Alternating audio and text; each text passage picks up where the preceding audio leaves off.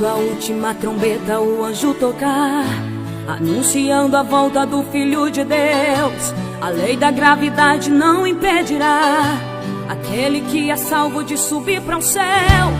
Em algum lugar nas asas do universo nos encontraremos em corpo de glória. Em uma só voz a igreja dirá: tragada foi a morte pela vitória. E a igreja bradará bem alto: onde está a morte, a tua vitória? Onde está, inferno, teu agrilhão? Enquanto a igreja lá do céu recebe o galardão, a terra vai entrar na fase da tribulação.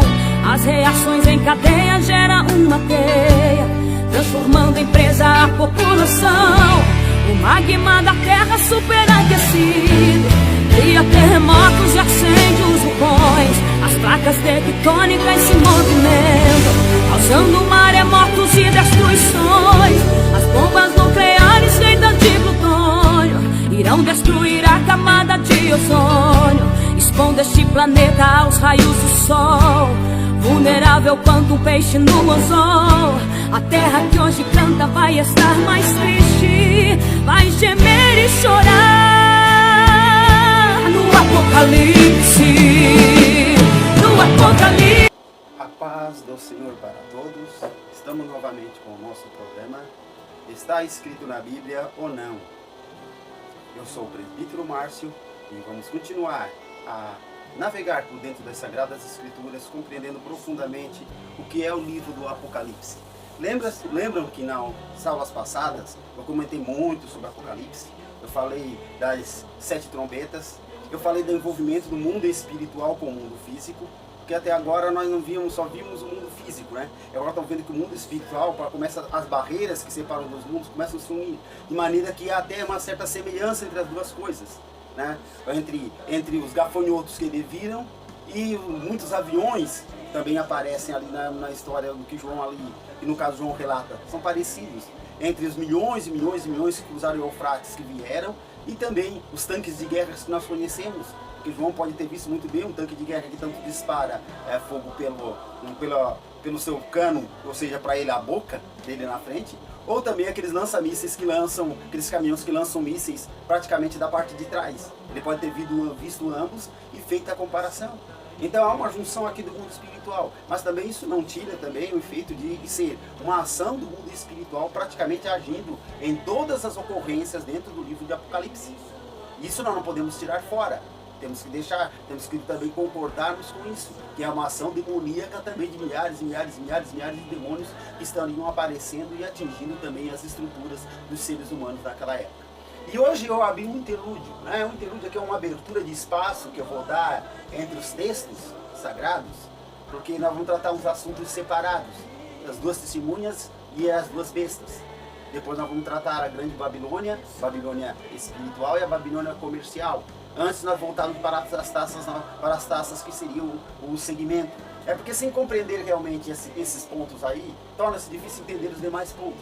Nós precisamos entender que isso ocorre no período da grande tribulação, nos primeiros 3 anos e meio. Então ocorre juntamente no período das trombetas, esses homens aparecem. Então vamos começar a falar um pouquinho deles, né? As 2 testemunhas. Darei poder às minhas 2 testemunhas, e elas profetizarão durante 1260 dias vestidas de pano de saco. Essas são as 2 oliveiras e os 2 candelabros que permanecem diante do Senhor da terra. Se alguém quiser causar-lhe dano, da boca dele sairá fogo, que devorará os seus inimigos. E é assim que deve morrer qualquer pessoa que quiser causar-lhe dano. E esses homens têm o poder para fechar os céus, de modo que não chova durante o tempo em que estiverem profetizando. E têm poder para transformar a água em sangue, e ferir a terra com toda a sorte de pragas, quantas vezes desejarem. Então essas 2 pessoas, que nós podemos entender que são pessoas, não é? Darei poder às 2 testemunhas, e elas profetizaram durante 1260 dias. Há aqueles que espiritualizam e dizem que não são pessoas, que são outros meios. Mas, como eu disse para vocês, nós estamos seguindo a dispensação futurística. Então, nós estamos seguindo a ordem conforme é o entendimento dos teólogos que seguem essa linha de pensamento teológico, que é a linha de pensamento da Assembleia de Deus. Então, e não só da Assembleia de Deus, de muitas outras igrejas, né, que seguem a mesma linha teológica. Então essas duas pessoas ganharão poder, e terão poder durante 1260 dias de profetizarem. Eles estarão vestidos de pano de saco, uma roupa praticamente antiga, tá? E eles têm um poder sem igual, eles vão poder profetizar, e se qualquer um tentar fazer mal para eles, fogo sairá da boca deles e atacará seus inimigos. E qualquer um que tentar matá-los, vai ser morto. E é o que o texto quer dizer. Esses homens, eles podem fechar o céu, ele pode fazer com que não chova, até enquanto estiverem profetizando, durante o momento da sua profecia. Eles podem transformar a água em sangue e ferir a terra com toda sorte de pragas. Então, esses homens têm uma autoridade maravilhosa dada da parte de Deus. Eu não sei como os meios de comunicação naquela época vão interpretar esses acontecimentos, o poder que vem desses homens, né? Já que o mundo sem Deus, vamos procurar sempre dizer que não é uma obra divina, que isso aí que não deu de fazer, ou que os mísseis explodiram, ou que houve uma detonação terrorista. Sempre alguma coisa o homem tem para inventar, para tentar retirar a ideia de que é uma ação divina a ser repassada, a ser colocada em seguida sobre essas duas pessoas, tá? Aí diz que quando eles tiverem terminado o seu testemunho, que eles terão que pregar. Por isso que eu digo, a pregação nunca acaba. Tem gente que diz, acabou o Espírito Santo, subiu a igreja, o Espírito Santo foi embora, terminou tudo. Não, nunca acaba, pessoal. Ela sempre vai continuar até os finais dos tempos. Deus não deixa de ter misericórdia, de dar uma chance às suas criaturas. Ele não quer que no juízo final ninguém chegue lá dizendo, eu não tive oportunidade, eu não consegui, não. Eu quero dar todas as chances necessárias para que a pessoa alcance a salvação. É isso que Deus quer. Deus não quer que ninguém se perca, mas que todos cheguem ao conhecimento da verdade. Então ele não tem interesse. Ele olha novamente para cá. Ele diz, quando tiver terminado o seu testemunho, quando eles acabarem de testemunhar, de pregar, enquanto eles não terminarem, não poderá serem atingidos. Quando completarem, a besta que vem do abismo os atacará, irá vencê-los e matá-los. Os seus cadáveres ficarão expostos na rua principal da grande cidade, que figuramente é chamada Sodoma e Egito, onde também foi crucificado o seu Senhor. Vê o estado que vai estar Jerusalém naquela época, né? Ela vai ser comparada a Sodoma e ao Egito. Estado que vai estar Jerusalém naquele período, para essas pessoas estarem profetizando. Onde também foi crucificado o seu Senhor. Durante 3 dias e meio, diante de todos os povos, tribos, línguas e nações contemplarão os seus cadáveres e não permitirão que sejam sepultados. Aí muita gente diz, como é que todo mundo vai poder ver esses cadáveres ao mesmo tempo? Aqui já está falando da televisão, da internet, de algo que nós temos hoje. João estava vendo a TV, estava vendo a internet, estava vendo os computadores na época dele, por isso que ele podia dizer, todas as nações conseguiam ver. Ele conseguia ver aqueles projetores gigantescos, né? Aquelas telas imensas nos grandes prédios, nas grandes metrópoles, que aparecem as pessoas ali falando alguma coisa. Tudo isso ele conseguia ver. Então ele estava vendo que todo mundo conseguia ver ao mesmo tempo o corpo. E ver, durante 3 dias ninguém quis botar a mão neles. Olha só o temor que esses homens tinham. Ninguém quis botar a mão nele, nos seus cadáveres, tá? Não permitiram que eles fossem sepultados, né? Eles não queriam que eles fossem sepultados. Viu o ódio, a raiva que caça no pleno século dessas pessoas. Engendrado no coração das pessoas, viu que o ódio é capaz de fazer. Os habitantes da terra se alegrarão por causa deles e festejarão enviando presente uns aos outros, pois esses 2 profetas haviam atormentado os que habitam na terra. Já se viu a palavra de Deus atormentar? Mas para quem não quer Jesus, para quem rejeita a Deus, a palavra de Deus, ela incomoda. Ela atormenta. Por quê? Porque ela faz no seu consciente dizer, você está errado, você precisa de Jesus, você precisa de Deus na vida. E isso incomoda. Por isso que muitas vezes a pessoa está pregando, tem gente que fica até bravo. Está pregando na praça? Está pregando? Se eu estivesse na praça falando besteira, aí tava, todo mundo tava lá, tava aquele bolo lá. Se tivesse com a cobra na mão mexendo, tava todo mundo lá. Mas tu parou para tocar um hino, falar sobre a palavra de Deus, no horário ali transdoente, na praça que é livre para todo mundo. Já tem muita gente que passa com a cara fechada. Por quê? Porque simplesmente a palavra de Deus às vezes incomoda essas pessoas por causa da força maligna que está neles. Eles querem tanto o mundo, eles não querem ouvir a palavra. Houve até a tentativa no Senado, que não passou no Senado, de um grupo que queria que arrancasse as páginas da Bíblia, criasse uma nova Bíblia, onde páginas que falam sobre homossexualismo, que falam sobre outras coisas que são pecado, prostituição, fossem retiradas e esses textos não fossem mais inseridos. A Bíblia continua sendo igual, mas esses textos não fariam mais parte do texto canônico. Tentativa maluca de tentar eliminar a palavra de Deus, porque a palavra de Deus está incomodando. Palavra de Deus que salva, que é vida, incomoda. Aqui tem o retrato das 2 testemunhas, né? Essa eu tirei da novela, e muita gente já viu essa novela aí, né? Que passou sobre ali, elas cuspindo fogo. né? Atingindo ali as pessoas. E aqui as 2 testemunhas mortas, que acabaram sendo mortas como se cumpriram. E aqui o povo fazendo festa, mas festa. Por quê? Porque esses homens haviam atormentado eles durante muito tempo. Então o povo queria que se livrar deles de uma vez por todas. E conseguiram isso, né? Então o povo todo fazendo festa, todos todo mundo naquela alegria, né? Um verdadeiro carnaval mundial. Por quê? Porque os homens que pregavam a palavra não estavam mais ali para pregar. Agora você entende por que o mundo recebeu a praga. Agora você pode entender por que o mundo vai receber essas pragas e sem misericórdia vai caindo sobre eles. Embora a gente possa enxergar um pouco da bondade de Deus nisso, porque Deus começou com uma terça parte, Ele não pegou todo, mas agora você entende o porquê. Porque rejeitar a Deus, pessoal, o seu Criador, o texto bíblico em Eclesiastes diz, né? O corpo vai para o pó e o espírito volta para Deus que o deu. Quer dizer, nosso espírito é uma obra maravilhosa dada por Deus. Ele não fez como ele fez com os animais. Ele soprou em você o espírito e você tornou-se alma vivente.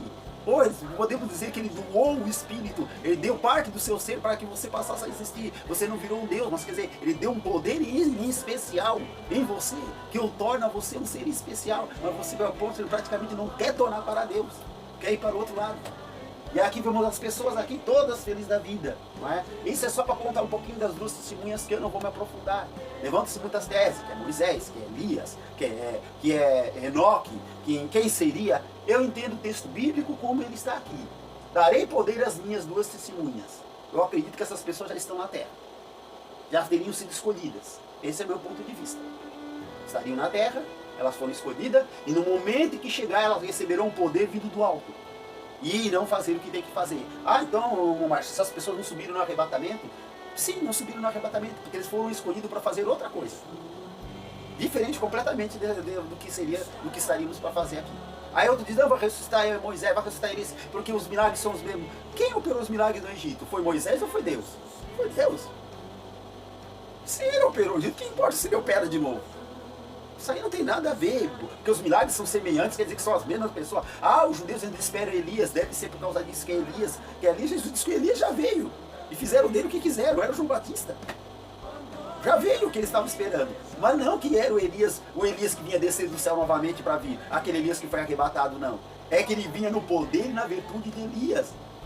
Foi isso que queria dizer. João Batista veio com o poder e a autoridade de Elias. João Batista foi o último a pregoar dentro do sistema da lei mosaica. O último. Dali em diante encerrou-se. Com a morte de João Batista encerrou-se os critérios da lei. Começou o ministério de Jesus, depois a igreja. Continuando. Agora a gente vai ver um pouquinho sobre a besta. Outro vai falar da batalha do céu? Não, porque eu já falei isso em outro canal, né? Em outro estudo bíblico. Então eu não vou falar de novo a mesma coisa para estar repetindo, para você estar ouvindo novamente. Eu já falei isso, dá uma procurada aí que você encontra. Aqui você vê a besta que saiu do mar, né? E viu uma besta que saía do mar. Tem Bíblia que diz, né, que foi João que viu, e tem Bíblia que diz que foi Satanás que chamou a besta que saiu do mar. O mais correto texto bíblico, tá, irmãos, é que Satanás que chamou a besta que saiu do mar. Logo após a derrocada dele, que ele saiu da parte celestial onde ele estava e foi jogado, ele chamou a besta. E aí João passou e viu a besta, que seria o mais correto, tá? Dentro dos textos bíblicos, entre as melhores traduções. Mas isso é de pouca importância, né? E tinha 10 chifres, 7 cabeças, 10 coroas, uma sobre cada chifre, e cada cabeça um nome de blasfêmia. A besta que via era semelhante ao leopardo, mas tinha os pés como os pés e a boca como de leão. O dragão deu à besta seu poder, o seu trono e grande autoridade. E uma das cabeças da besta parecia ter sofrido um ferimento mortal. Mas o ferimento mortal foi curado. Todo mundo ficou maravilhado e seguiu a besta e adoraram o dragão, que tinha dado autoridade à besta, e também adoraram a besta, dizendo: quem é como a besta e quem pode guerrear contra ela? A besta foi dada uma boca para falar palavras arrogantes e blasfemas, e foi dada autoridade para agir durante 42 meses. Ela abriu a boca para blasfemar contra Deus e amaldiçoar o seu nome e o seu tabernáculo, os que habitam no céu, e foi dado o poder para guerrear contra os santos e vencê-los. Até aqui eu vou, né, comentar. Aqui embaixo já fala um outro texto que nós deveríamos ir mais adiante. É um texto que já precisa de um estudo em especial. Mas aqui você já vê o que representa a besta. Essa besta, se você olhar aqui e lá no livro de Daniel, você vai ver que no livro de Daniel há uma semelhança entre esse animal e o livro de Daniel. Eles são parecidos, tá? São parecidos. São muito semelhantes esse animal. A besta sai do mar porque o mar representa as multidões dos povos, os anseios de todo mundo, porque todo mundo quer que um libertador. O mundo inteiro quer. Se você perguntar para o muçulmano, eles querem um libertador. Perguntar para o cristão, quer um libertador. Perguntar para os judeus, eles esperam um libertador. Perguntar para pessoas de diversas religiões, sim, estão esperando a reencarnação, o surgimento do libertador. Todo mundo quer, mas só que os libertadores que todo mundo quer é aquele tipo de libertador que não mexa na sua vida. Aí que está o problema. As pessoas querem um libertador que não mexa na sua vida. Que ele diga, não, faz, pode fazer que tá bom. O amor acima de tudo, o resto não tem importância. E vão colocando um monte de... É isso que eles querem. Tipo de que não vai dizer, não, fornicar. Não tem problema. Ou se prostituir, não tem problema. Ou dizer, não tem problema. Então tudo coloca-se aqui o que o dragão quer saber se vai. E eles adoraram o dragão. Não sei se eles adoraram o dragão entendendo principalmente, né? Ou não compreendendo realmente o que estavam adorando. Né? Existe o chamado Maitreya, que é um nome do Deus universal que eles querem inserir na cabeça das pessoas, mas é o mesmo dragão. Tá? Dragão aqui é Satanás, dragão aqui é o diabo, a antiga serpente que engana todo mundo.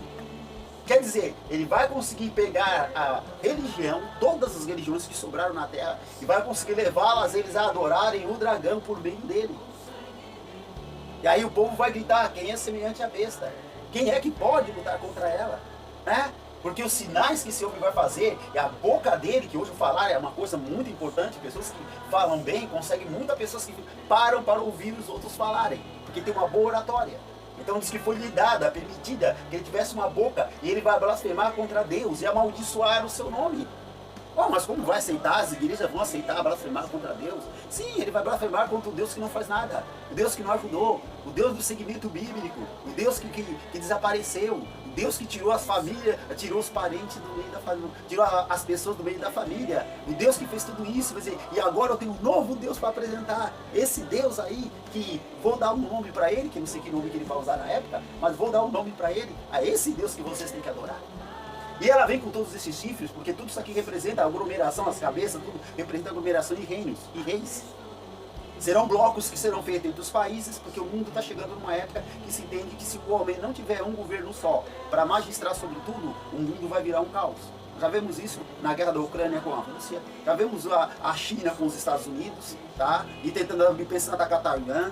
Então nós estamos enxergando que tudo isso está levando, que se não tiver um líder só que tenha um pulso firme para governar, a raça humana corre o risco de se extinguir por ela mesma.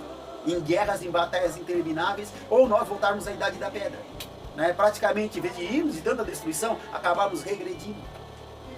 Tudo porque o homem não consegue ver a Deus. Né? Essa é a primeira besta.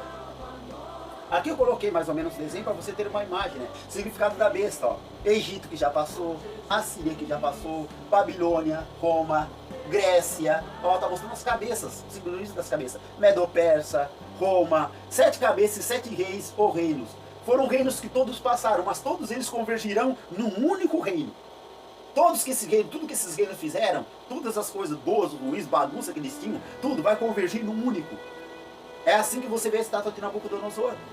No final encontra a pedra misturada com barro, mas quando a grande pedra sai e bate, ela destrói todas, desde a cabeça até o solo, porque todos os reinos já estavam convergidos numa única estátua.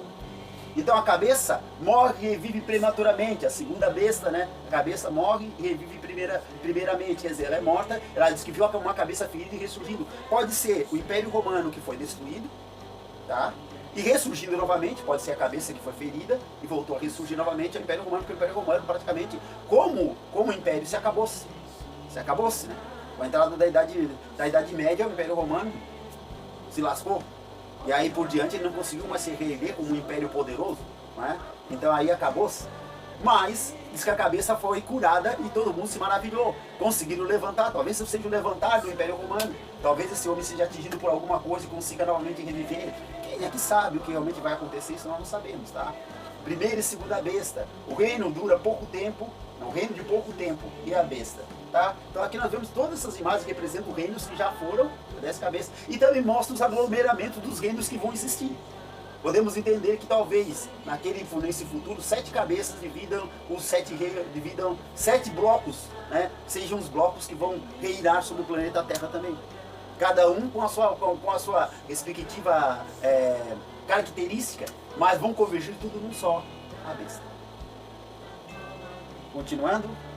Característica da besta que saiu. Agora vamos dar uma parada no nosso estudo e voltaremos brevemente com a continuação desse estudo, estudando sobre a besta que saiu do mar e as duas Babilônias, a Babilônia comercial e a Babilônia espiritual.